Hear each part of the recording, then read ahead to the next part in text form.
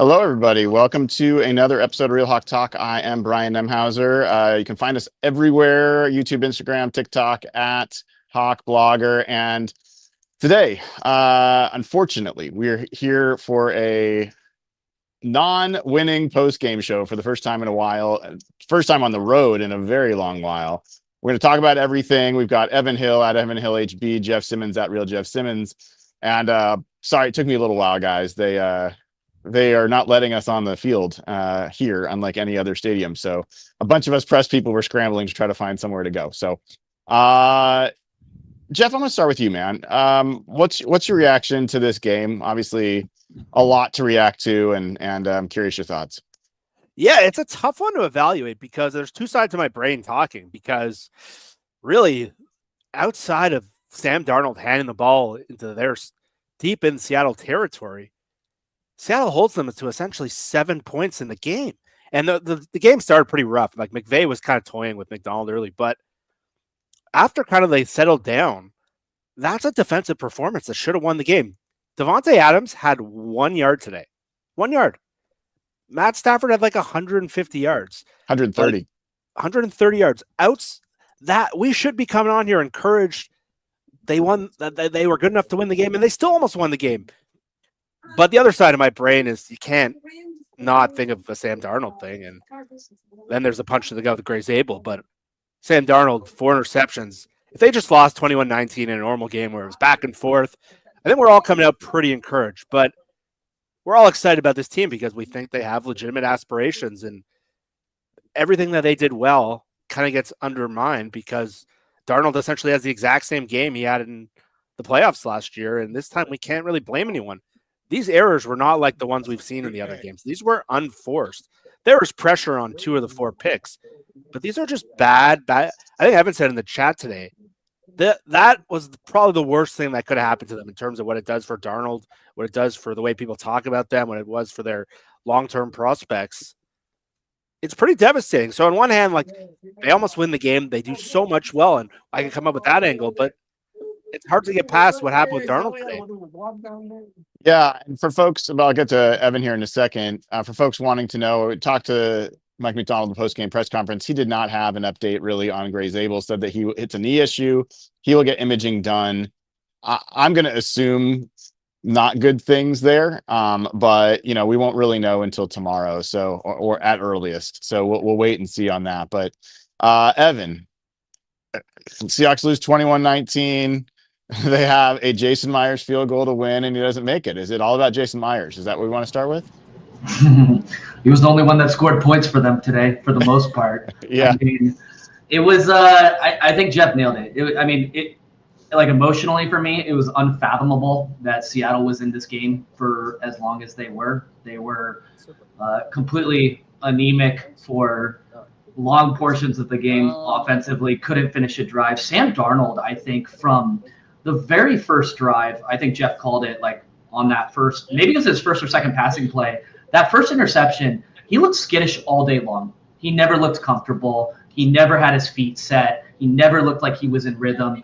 It was like optically from like a narrative perspective, I genuinely think one of the worst things that could have psychologically happened today for fans. And to be quite honest with you, it may not mean a whole lot, but just from like a fan experience, knowing that he did not show up in that moment today, particularly coming off, the final 2 weeks of his Vikings career against the Rams, it gives me cause for concern. It does shake my confidence in him. But I will say this, like my resounding takeaway from today, guys, is like the Seahawks were on the road against a Super Bowl contender, a divisional rival, turned the ball over 4 times, had their defense in an eternally impossible position, and still somehow had an opportunity to win this game in Los Angeles. Like, Jason, I mean, the kick wasn't even close, but if he hits that kick, we're talking about one of the most absurd victories in recent Seahawks history, or maybe not even recent, just Seahawks history in general. I think this Seahawks football team is actually a better football team than the Rams. But the Rams, I think, have a better quarterback. And that was sort of like my takeaway today is Sam's going to get a lot of criticism today, and he deserves to have it. We should not shy away from that, and I'm glad none of us are. But I will say this. I do think there's a distinction between the types of turnovers he made today and the turnovers that we've seen from him this season. Yeah. So. Yeah. I think that's really well said. And we'll talk about the Sam turnovers, no doubt about it. I mean, that is the story of the game. There's no question. We'll talk about what that means, longer term, all that stuff. I also just think it is worth just pointing out, not just that they had a chance at the end. It took 4 turnovers. It took a punt that goes out at the half-yard line. Yeah. It took, I think, really poor clock management on that final drive where they didn't take a timeout in the middle of the field, cost them 16 seconds. And then Sam Darnold, with 17 seconds, scrambles around to try to make a pass. Took 7 seconds off the clock. Those 2 plays, like all of that combined, the Seahawks win. If Sam Darnold has 1 fewer turnover, if he has 3 turnovers in this game, the Seahawks probably win. So that is unreal. Now that's everyone's like, oh, that's cope, that's moral fiction. It's just true. It's just true. Yeah. So I wanted to get that out there first, but I was shook by his first pick. I thought that was his worst throw of the season, and then he was like, "Hold my beer. I got a few more for you." Yeah. I was literally talking to Michael Sean Dugar in the press box, who was tracking I think JJ McCarthy has the most turnovers per game or per play in the NFL. And after Sam had his 3rd turnover, I was like, well, he might catch him. And Mike's like, no way. And I'm like, hold on. And then the 4th came, and he almost had a 5th on that sack that was turned into an incomplete pass. So this was a catastrophic game from Sam Darnold. Catastrophic for the team's ability to win this game. Catastrophic for his confidence and his ability in this game against this team. And there's really nothing, even I would almost say, even if he brought them back and they won, it would still be, it was bad enough that it would still leave serious questions about whether you can have him at quarterback in games like this and feel like you're going to win. So it's going to take all the way until they play the Rams again. And honestly, even if he plays well against the Rams that time, I think it's going to take all the way into the playoffs before he can really shake what like this game did. I think it took him all the way back to last year. I think that's where he exits this game reputation-wise. I love that you called out the lack of urgency on the final drive, Brian. It was infuriating to me. Their clock usage, some of their play. Like, by the way, Sam's last second throw to, I think it was Shaheed, to down it with 1 second. I actually don't even think they should have given it to him. I'm not kidding. I think the clock should have expired, to be honest with you. And that's not a Jason Myers excuse. I thought the clock management on that drive was disastrous, frankly. But I'm curious for you guys. I want to pose something that I'm not sure is being talked about enough, and maybe I'll end up with egg on my face here. Do you think Mike Macdonald was too conservative today? Say more. They punted near the 50-yard line in the second half. Yeah, I think it was their 41, and then there were 4 field goals, that they chose to go for in the red zone. Knowing that this offense was doing absolutely nothing, couldn't finish a drive, and maybe that answers the argument right there. But with how well the defense was playing, and their ability to stop Stafford in that Rams offense all day for the most part, do you think there was an opportunity to go for it on one of those drives, or am I off base completely here? I felt that was an issue all day, but I kept saying I understood it because of how jittery and skittish Darnold looked. If I was coaching that game, I might have been conservative too. Yeah. But it wasn't just the plays you mentioned. It felt like a lot of their plays when they got into scoring range, especially into the red zone, were run, pass. Yeah. And it was a lot of setting up third and manageable. And I didn't think they took enough shots to the end zone. I thought that was a consistent problem all day. I thought when they got down near the goal line, It was one shot on third down. There weren't a lot of shots to the end zone. I did think they were the conservative. I didn't like when they punted, but they ended up getting the ball back. It felt like they were playing not to lose a lot, and maybe I get it because, again, when you have Darnold playing that skittish and the offense turning the ball over, I get why you're scared of another turnover. Maybe that's what you're thinking and maybe relying on the defense. But, yeah, I mean, that was sitting in my brain all day. It felt like any time they got deep in the red zone, it became run, pass, no shots to the end zone. I was a little bothered by that. You know, I did not feel that way. I understand why you feel that way. I did not feel that way. There's a couple things I'll call out. One, Mike Macdonald's a process over results guy. Mm-hmm. I'm going to ask him about this. I didn't want to push him tonight necessarily, but they get stopped for the first time ever on the AJ Barner tush push, the barnyard, whatever people want to call it. And then they abandon it. Like they didn't go back to it on a short yardage after that. That is a results over process type of decision.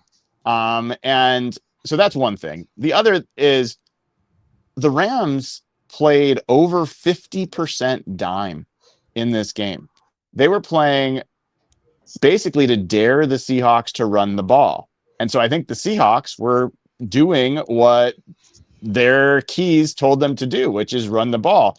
And I think they ran it pretty well today, but they didn't run it that well. They didn't run it well enough to get the Rams out of their defense. At the same time, guys, 26 first downs for the Seahawks, 12 for the Rams. Over 400 yards of offense for the Seahawks, less than I think it's 260 or something for the Rams.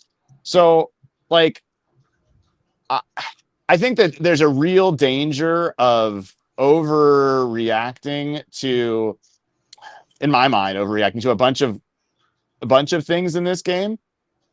It's pretty simple. Like you can't turn the ball over 4 times against the best, like a team that's legitimately in conversation for the best team in football and expect to win. But that was kind of just my reaction to it. But I think it's fair. But the fact that they still had an opportunity to win in this context is fucking insane. It speaks to the resilience of this football team. Like I remember texting you guys in the second quarter. I was like, we're doing nothing. Let's see if this team has a backbone. And yeah, they weren't finishing drives, but they fought. You know, they gave the Rams a scare. And I think that matters. Jeff, I got you off.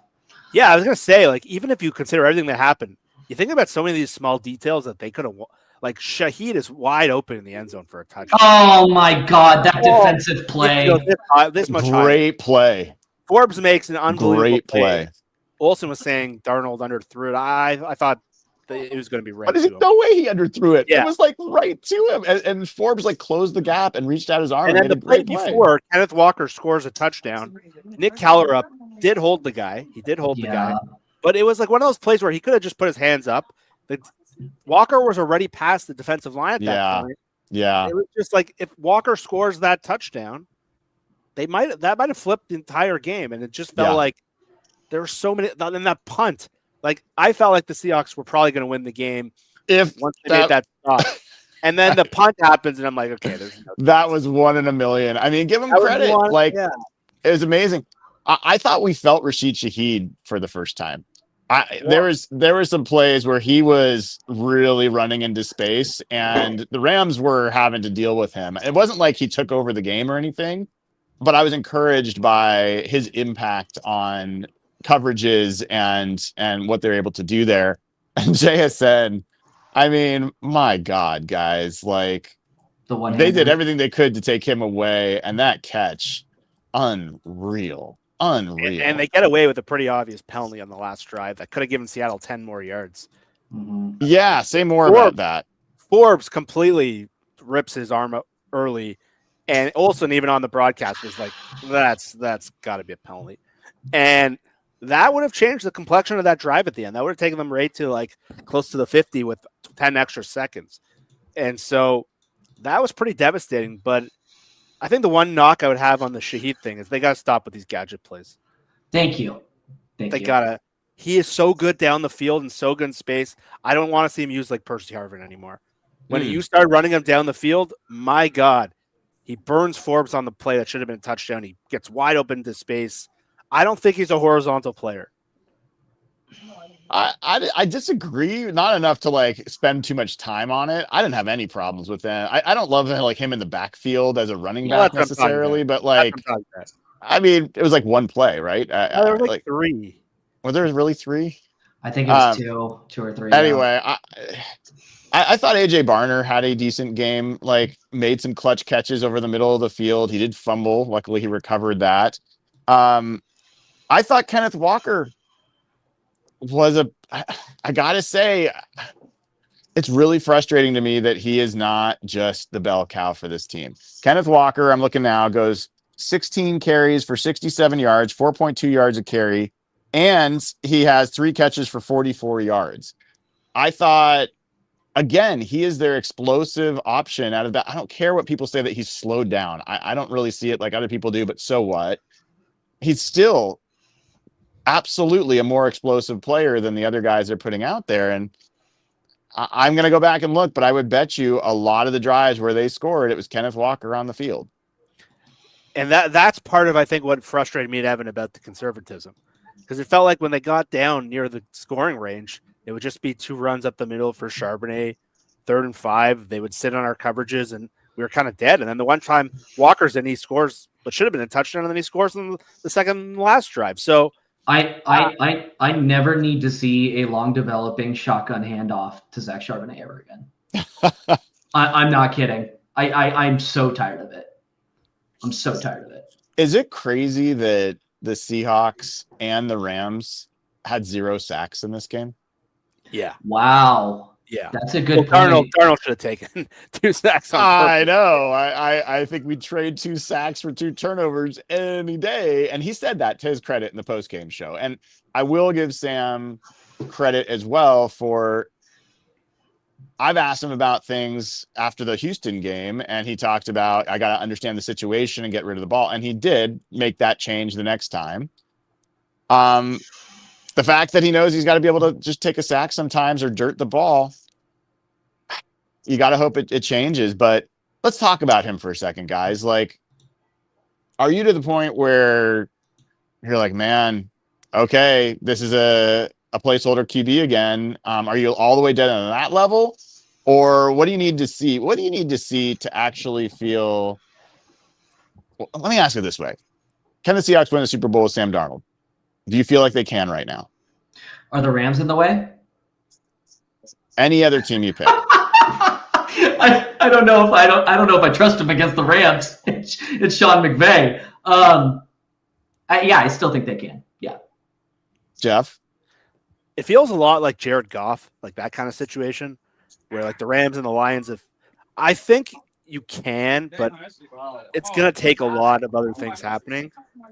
But again, you've talked about him needing to adjust. Like that was the exact same game he had in the playoffs last year, and him trying really, I really disagree with that. No, I mean, I think it's a completely different game. The context was different, way different. But today was. I think the way he played was really different. Yeah, he played. Well, elaborate on that. What do you mean? Well, so I mean, having just watched that game when he got sacked 9 times, he was holding on to the ball forever. He was not helped by the play calling in that game, or like there was no checkdowns, there was no open receivers. A lot of times the protection was really bad. This game, protection was pretty good a decent amount of the time. I thought there were potentially some open receivers, and he was just throwing it. Even if there weren't open receivers, he was forcing the ball to completely unopened people. Like when it was double covered, and even if there wasn't 2 people, it was never going to be completed. This was, I thought, a much worse game for Sam Darnold, like a significantly worse game than what he played in the playoffs. I think a lot of the playoff game, I would put responsibility elsewhere. I'd put almost all of this on Sam Darnold. Mm-hmm. Yeah, that's fair. I think he did more good today than that game, but that's fair too. He was the amount of forced errors by him and just him trying to do too much. That's where I agree strongly with what Evan says, that these felt different than the other. Like a lot of people are going to be like, see, like I told you, those second half. Right. And look, they have a legitimate case, but these were different. Those were more goofy looking off the helmet. These were different. I haven't seen him really do that this year where he's trying to fit the ball into windows that don't exist. Like first one's off his back foot to Cup who's not open. Like there's nothing there.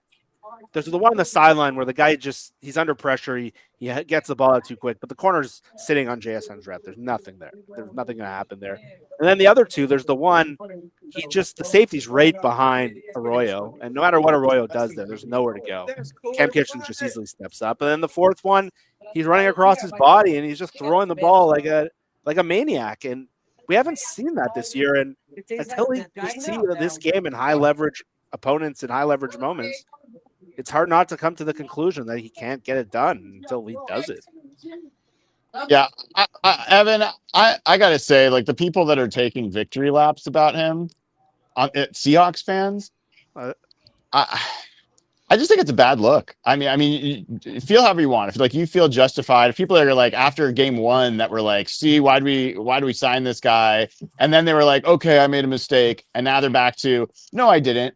Then you never really changed your mind about him. You were just looking for this opportunity, and yeah, I would. If there's yeah, go ahead. You know how to respond to that?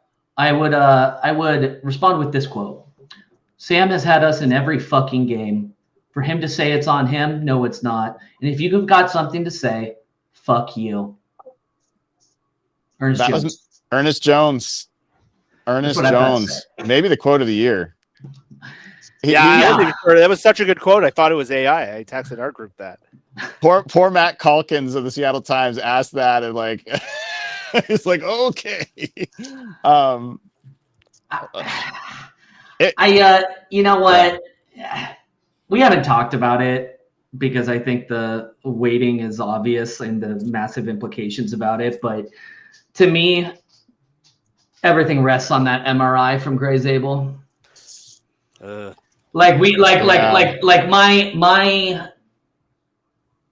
vibe shift will be potentially pretty significant if he's out for the year. I think that's totally fair. Did you see Christian Haynes get walked back by Jared Verse on that final drive?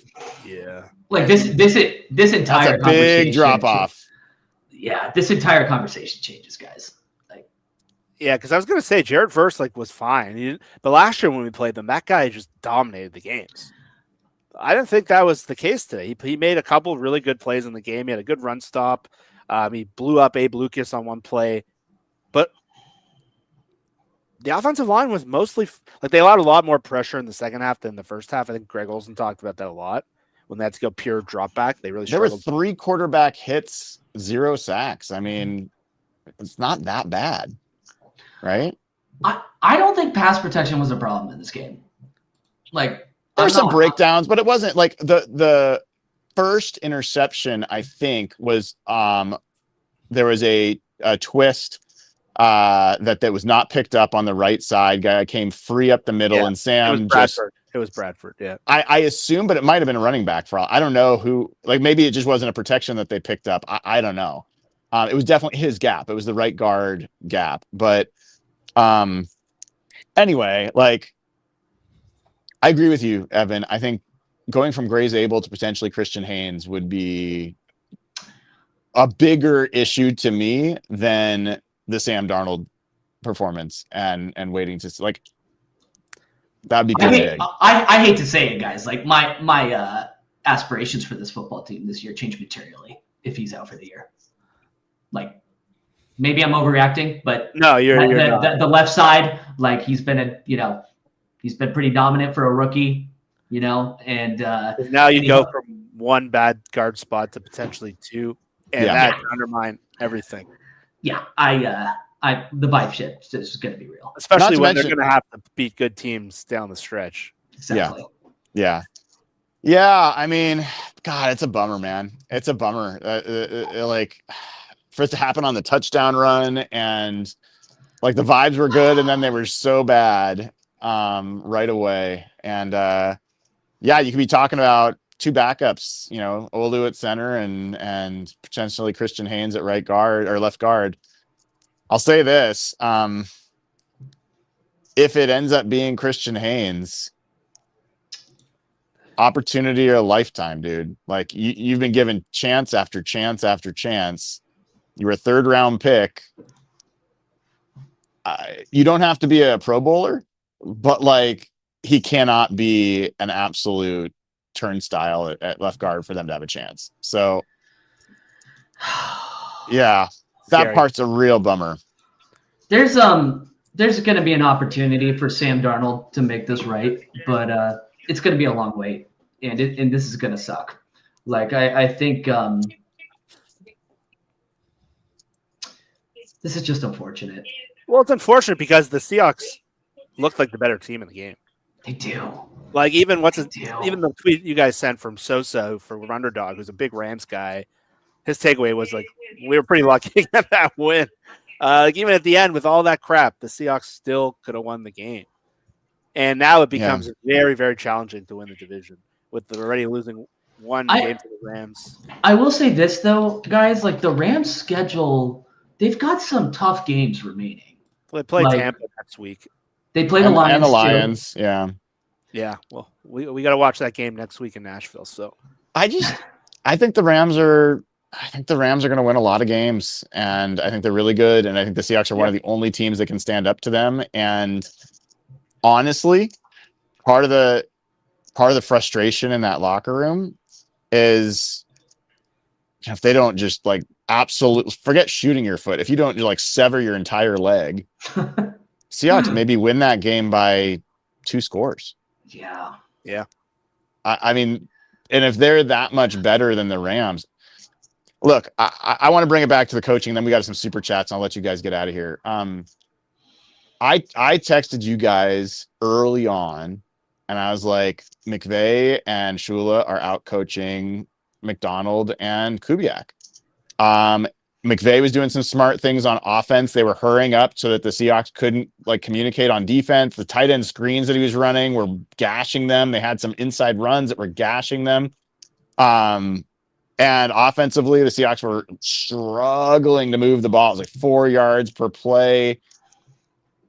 And then I think this is an important thing. Forget, like, even beyond this season, when's the last time the Seahawks had a coach that could go toe-to-toe with the best coach in football strategically in a game when things are not going their way?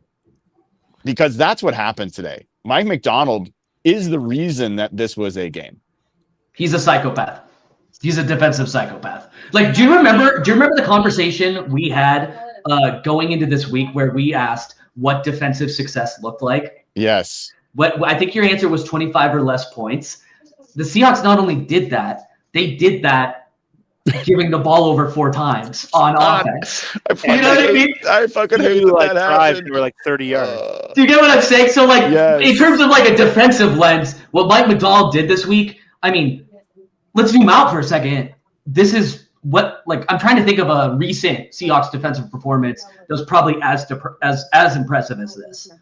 Like, it's been a while. Kind of last year when they played. Last year against the Rams, maybe. I know it's like every Rams game feels like That's a good point. That's a good point. All right, we've got a bunch of super chats. I'm going to try to run through these. Sorry, I've got a laptop and this. 12 is 1 says, hopefully Zabel recovers soon. We definitely do as well. Lane Smith says, another failed test for this franchise. Unreal. I don't know. I don't like that. I don't like the framing. Why not? I mean, failed test for this franchise. Like, it's a regular season game. Like, this is not a playoff game. Like, there's going to be opportunities to level set. They have a home game against Los Angeles. They might meet them in the playoffs. Like, I'm not there yet. It's a little binary, right? Like, yeah. I don't think you'd give this game an F. Hell no. No, not at all. No, my biggest fear, and I think a lot of people were them kind of being exposed as frauds. And in the first quarter, it looked like it. Yes. Fair. And the fact that they not only completely outplayed them in the second and third quarter, but almost won the game in spite of what was a complete F performance from Darnold. Today was a failed test for Darnold. I don't think it was for the franchise. Yeah, I think that's really, really well said. Okay, Lyle Morris says, what did you think about Kubiak's offensive game plan? Conservative, tentative, few shots downfield. Yes, the Rams D is good, but the offensive game plan seemed flawed. So I think we talked about this. I think we're going to find a lot of what I told you guys earlier. I think the Rams were determined to take away explosive passes and played a lot of dime. And I think they played a lot of cover 4, and they were just like, sure, run the ball 3 or 4 yards. We'll let you do that. And But yeah, I mean, Evan, I know you said you felt differently about that. So, yeah, I felt they were conservative, but I think you really got to shout out Chris Shula and the job he did.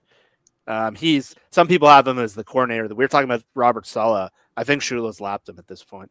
yeah, agreed. Alex Ibarra says, can we get together and agree on a certain section at Lumen to be loud AF? Let's have as much of an impact as we can when the Rams team comes to Lumen in December. We are the better team. Go Hawks. I love that from you, Alex. Brent says, our defense did what most defenses can't. Rams were given the ball 4 times and still won by 2. Oh, yeah, turnovers 4 times. Sam, throw the ball away or take the sack, and we win that game every time. The narrative got to him. I will say this, guys. The Rams, the LA reporters that were asking questions in the Seattle postgame press conferences, all their questions were like, Matt Stafford's a god. How did you do that? He didn't look very much like a god today. Like they were flummoxed. Like I think they're walking away from this like, yeah, what was that? Like we're used to just being the best, and I don't think they feel very good about how that game went. I am grateful that Big Cat put a lick on him though in the ribs. Yeah. Yes. All right. Saucy Sasquatch says, M's knew we needed to be cheered up. Naylor is back. Oh, I didn't know that. 5-year extension. Yeah. That's good news. OEL says, as someone who followed Sam throughout his career, I was rooting for him to be successful, but today my faith was badly shaken. I think that's where everybody is. I think that's totally fair. Brent says Zabel is the most devastating aspect. It hurts. That's how I feel as well. 12 is 1. Those 4th and 1 conversions were bold from the Rams. Do you think we should take more chances too? I mean, I will say, like, the Rams were not converting on 3rd down, and those 4th downs, yeah, those were big plays. Those like the defense did really well, other than those 4th downs. Those were huge to give those up. Yeah, and McVay in the past has not been a 4th down guy. He's been pretty cowardly, and I kept cheering for him to kick field goals, and it took them 8 downs to get their first touchdown, and they stopped them, and then Darnold throws it right back, and I think those swung the game a lot because one of them was an explosive run from Kyron Williams. That was awful. Yeah, that was really bad. OEL says, Sam had a chance to prove the naysayers wrong, but instead he proved them correct. I'm very sad right now, and I'm at a loss. I totally get it, man. I think a lot of us are in the same place. Evan Davies, some clock management, a few miscues with Sam, a lot. And the receivers leave us with heartbreak in SoFi. EJ spoke the truth. Be more aggressive. MOB, pray for Gray, and on to get right next week. Go Hawks. Good one there from Evan. Francisco says time of possession, almost 65% to the Seahawks. With all that time, of course, Sam would make mistakes. Well, that's how it turned out. Landon Howell joins as a new member. Welcome, Landon. Tizo TD says, why did they fake a fake tush push when they never ran a fake tush push?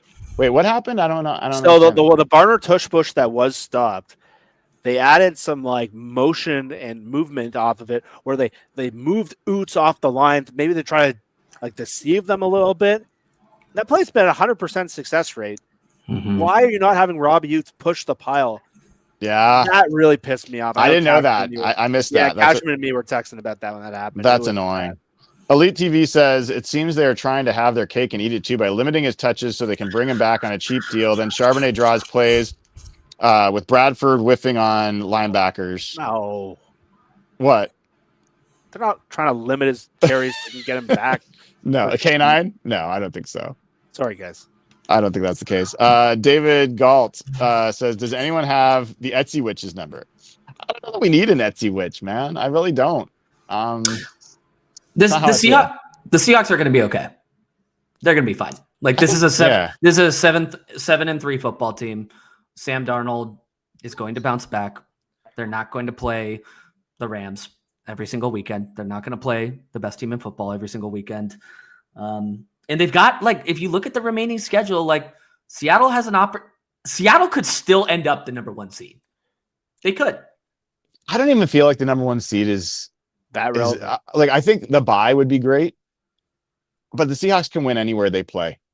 Agreed. I like that would be my point. That's like not the issue to me. To me is like, can they get their game right? Mm-hmm. That's the issue. I would not be shocked if the Seahawks win against the Rams in Seattle by a lot. Like, I know that feels like crazy and homerish, but everything we've just said, like, indicates that that's possible at the very least. It's kind of annoying that Darnold's playing them on national TV again the next time we play them. I think that's great.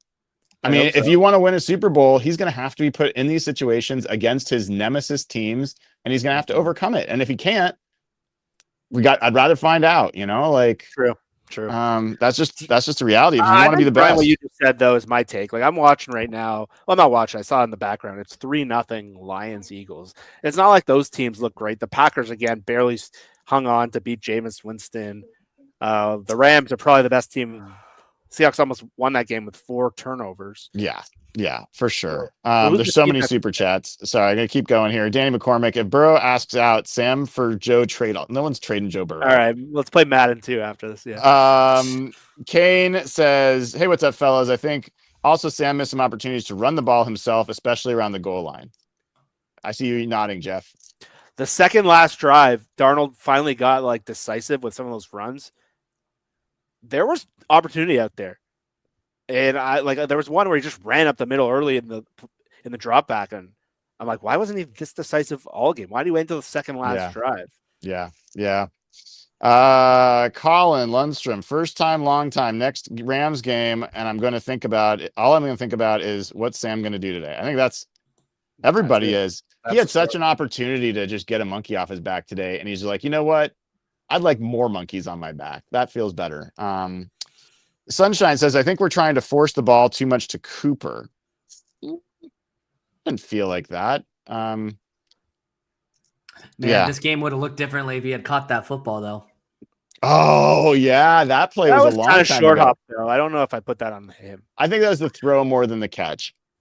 Sure. But, he almost had it. It was close. It was close enough that they said it was a catch to begin with, and he runs it for a touchdown. It would have been a touchdown. Yeah. I was hoping he would have a bigger day today too, guys. Yeah, for him. Yeah, he looked kind of cooked today. Kind of a bummer. It was. I gotta say, just make it about me for 1 second. Being in this press box and not making a peep that whole game was rough. But 2 seats down from me, 3 seats down from me was Marshawn Lynch and his group of friends, and they were literally on FaceTime calls the whole time, and they got reprimanded for cheering once when the Seahawks got a big play, and my day ended, or at least the walking down the tunnel, and Marshawn gave me a fist bump. So I guess that's my highlight of the day, if nothing else. Who does the reprimanding? There's personnel in there that are just they remind people no cheering and stuff like that. And they did pretty well the rest of the time, although they were pretty loud. It's kind of funny. OEL says, Evan, you're right. They won't be playing the Rams every week, but they will stand in their way when all is said and done. They can't avoid them. I don't want them to avoid them, man. Seahawks had to beat the 49ers to win their first Super Bowl. That made it so the Super Bowl was an easy game. Seahawks are good enough to beat the best team in football. I think that's pretty clear. They just didn't do it.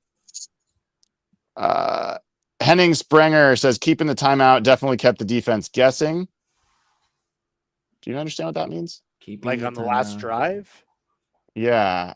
I think meaning that they didn't know where they were going to go with the ball, maybe? I mean, to be clear, I don't support their timeout strategy in the end. So I think that's a bit of a reach, but I didn't love that. The effort. Jake and I says, Darnold struggles, defensive schemes or psychological? Both. Yeah, that's kind of a cop out, but I think that's right. Yeah. Today I felt it was very psychological, though, because he was trying to do too much. I don't know if I feel like it was psychological.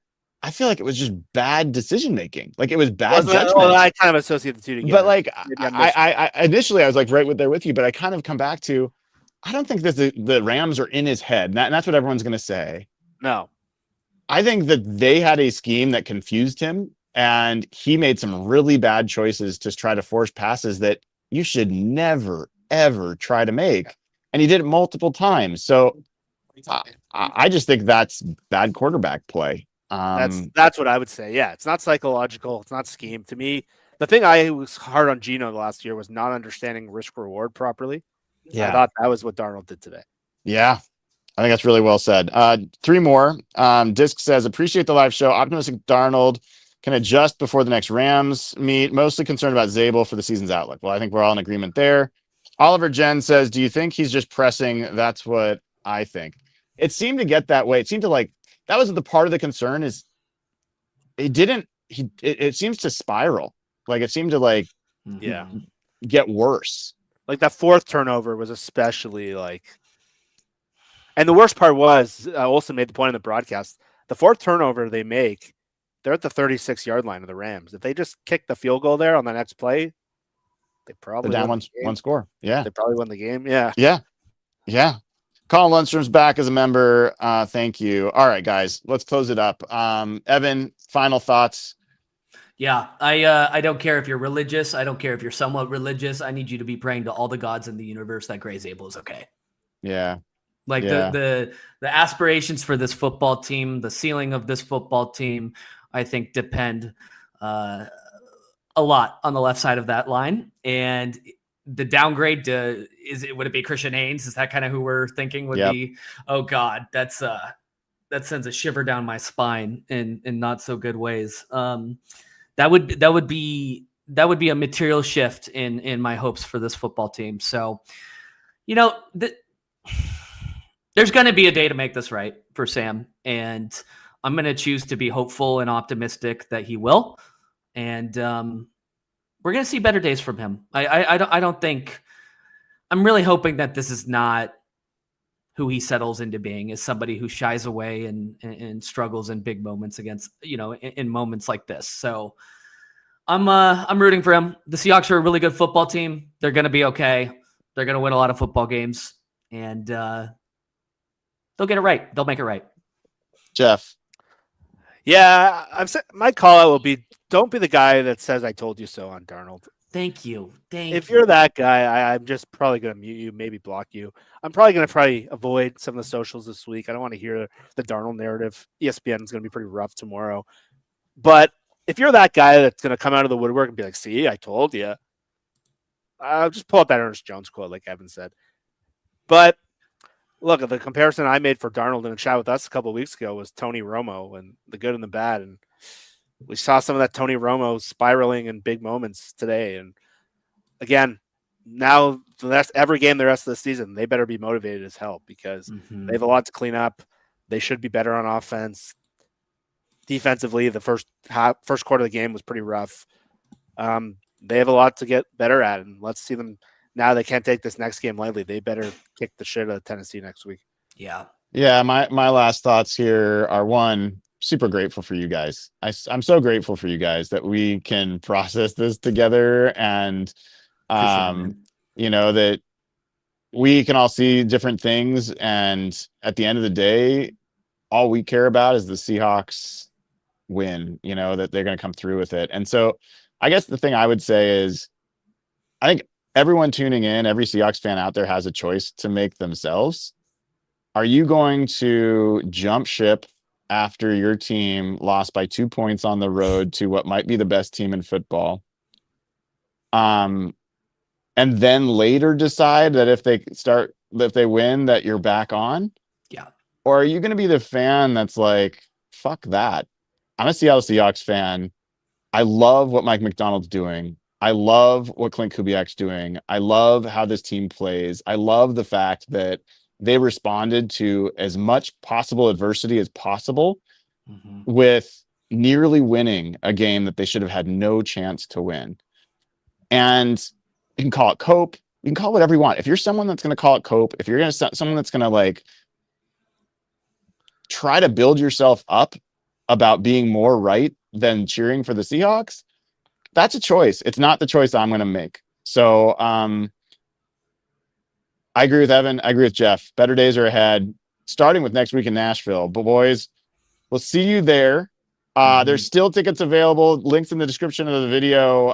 If you want to join us for a Real Hawk Talk live Saturday night in Nashville, it's going to be amazing. We're going to have fun, and let's go get a W, and let's get back to winning. Julian Love will be back a week after that, most likely, as well as was it Eric Saubert? Yeah, fine. But Julian Love will be back, which would be a really big deal. All right. Thanks to Evan Hill. Thanks to Jeff Simmons. Thanks to everyone who gave super chats and tuned in. I'm Brian Nemhauser. I will be back with you tomorrow. This has been another episode of Real Hawk Talk.